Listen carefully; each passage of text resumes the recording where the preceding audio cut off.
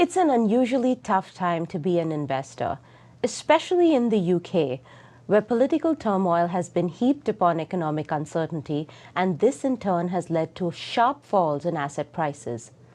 Morningstar Investment Management's Global Chief Investment Officer Dan Kemp is here today to help us make sense of what's happening in the UK, especially for non-UK investors. Dan, thank you so much for being here today. Ruth, thank you so much for speaking to me. It's great to be with you. There's been a lot going on in the UK this month, and a lot of it seems a bit chaotic for us outside the UK. So on what part should we, as international investors, focus? Well, you raise a really good point, Ruth, that it is chaotic, and where you have chaos, your focus is really important, because so often when we go through these difficult periods, whether they're political or economic or a mixture of both, our attention is dragged into the moment by moment, day by day moves in the news cycle. But as investors, as you know, we have to take a very different perspective. We have to lift our eyes from the day-to-day minutiae to the horizon and think about the long term. And that's really where our focus needs to be, not on the day-to-day, but really on the years ahead of us. What fallout could there potentially be from what's going on in the UK on global markets?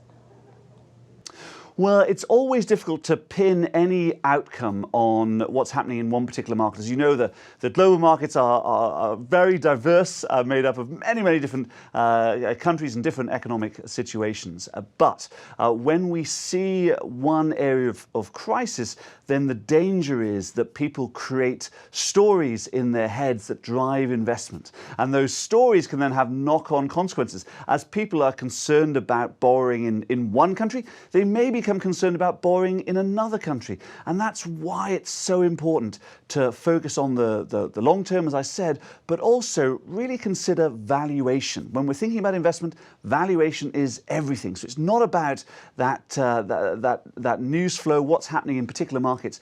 It's about the valuation of the asset that you're looking at, that you're thinking about, and whether that offers a good long-term opportunity or a poor long-term opportunity. Now, some people have been looking at the worst-case scenario, others have been considering the best. The truth often is somewhere in the middle.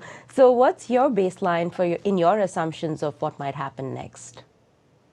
Well, our baseline when we're thinking about investment always has to be that things will genuinely muddle through. That's a UK phrase, but I hope it travels. That things will muddle through, that they will be relatively normal, and that prices will return to their fair value over a long period of time.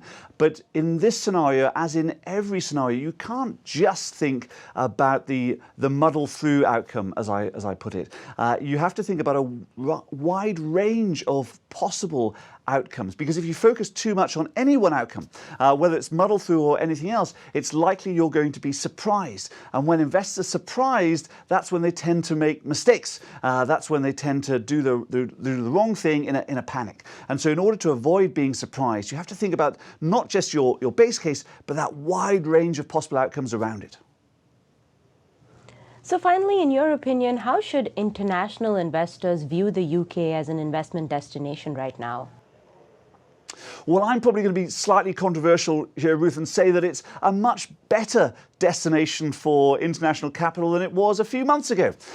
So often when investing, the worst of times are actually the best of times for investment. When it feels the worst, it's often the best. And so for an international investor, as you're looking at the UK at the moment, then of course you've seen the value of sterling fall. So everything is on sale, and there's some really good opportunities to pick up high quality assets at lower valuations, particularly when you compare those valuations to other markets around the world, like the US, for example. So it's certainly not a time for indiscriminate buying. We're not seeing very low prices yet, but it's a more attractive time to invest in the UK than it was just a few months ago.